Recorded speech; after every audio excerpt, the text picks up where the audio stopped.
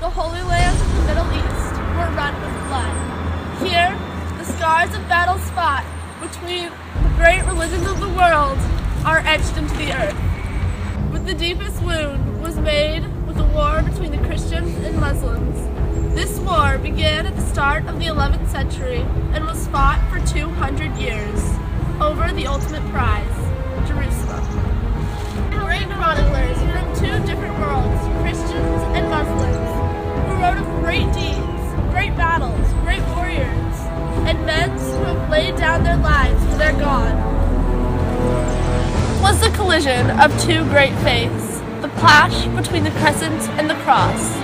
This was the Crusades.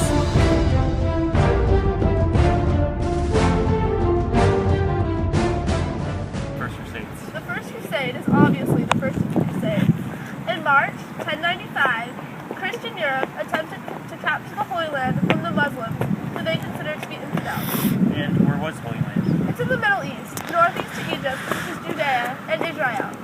The main events of the First Crusade take place in Antioch, and the Christian Europe's goal was to take Jerusalem. Okay, so Christian Europe's goal was to take Jerusalem. It has to be more than just taking Jerusalem. Was there some tragic event that happened before that? Yes, actually. The Muslims were being very hostile to the Byzantines, and at one point they massacred 3,000 Christians in 1065, which led to a chain of events that led to the Crusades. Christian Europe was also at fault, since they had been aggressive to the Muslim traders because of their religion. Was it successful? Yes, Christian Europe recaptured Jerusalem until 1187, when Saladin, a Muslim general, recaptured it. Was the church involved in the First Crusade? If so, how? The church instigated it. They wanted to be rid of the Muslim infidels and take possession of the Holy Land.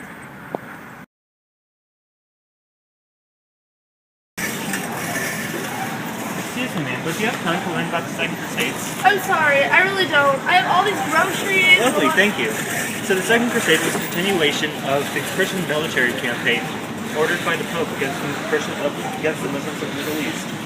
Their objective was to retake the Holy Land. Sir, I really don't have time to learn about the Crusades. The Second Crusades lasted from 1145 to 1149. Large armies from England, France, and Germany crossed to Constantinople to defeat the Turkish army.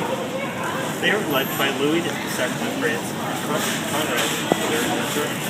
But what were they trying to get out of it? Their objective was to secure the Pilgrim Pass, recover the country of Edosa, and to provide reinforcements to Jerusalem, which was in great danger. Okay, you've got my attention now. But were they successful in this crusade? The other crusades acquired some settlements, such as Lisbon. The Second Crusade was a failure and gave victory to the Turks. What caused them to fail? The main reason for the failure was a lack of communication between kings. Conrad would be fighting the Turks in Iconium, while Louis VII didn't get the memo and decided to stay back.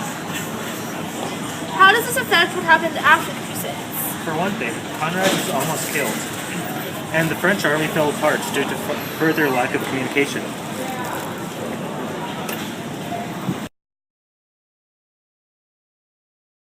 Well, after Jerusalem was taken by the Muslims, didn't the people want revenge? Well, yes. A cry from another crusade arose on all sides, and once more, thousands of men set out for the Holy Land. When the three greatest rulers of Europe, King Philip Augustus of France, King Richard I of England, and the German Emperor Frederick Barbarossa assumed the cross, it seemed that nothing could prevent the restoration of Christian supremacy in Syria with these great rulers, each at the head of a large army for the recovery of the holy city of Jerusalem.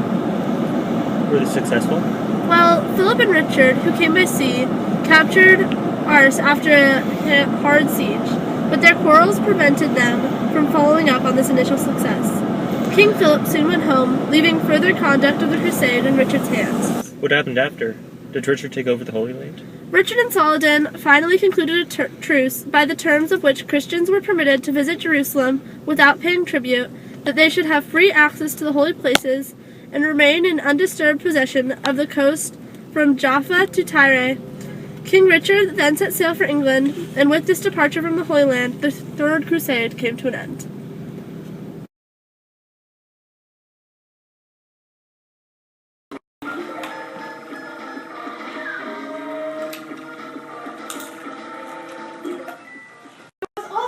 children's crusade, wasn't there?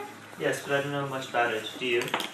Quite a bit. The preacher of the children's crusade was a child about 12 years of age, a French peasant lad named Stephen of Blois, who became pursued that Jesus Christ had commanded him to lead a crusade of children to rescue of Jerusalem. What happened to the children? During the year 1212 AD, about 30,000 French children set out from the place of rendezvous for marshals. They were betrayed and sold as slaves in Alexandria and other Mulahan slave markets. Were the French the only ones to have a children's crusade? No. In Germany the same year, a lad named Nicholas really did succeed in launching a crusade.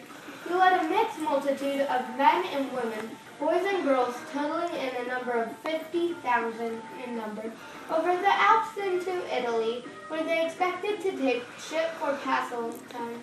From Bursum, 2,000 or 3,000 of little crusaders sailed away into oblivion. Not a word ever came back from them. Many of their children perished of hardships. Many were sold into slavery, and only a few ever saw their homes again. Why did people let this continue when so many young people were dying?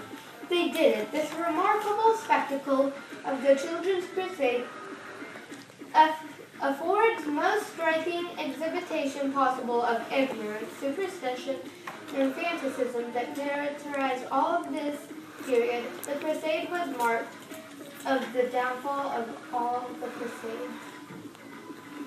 Let's get back to the game.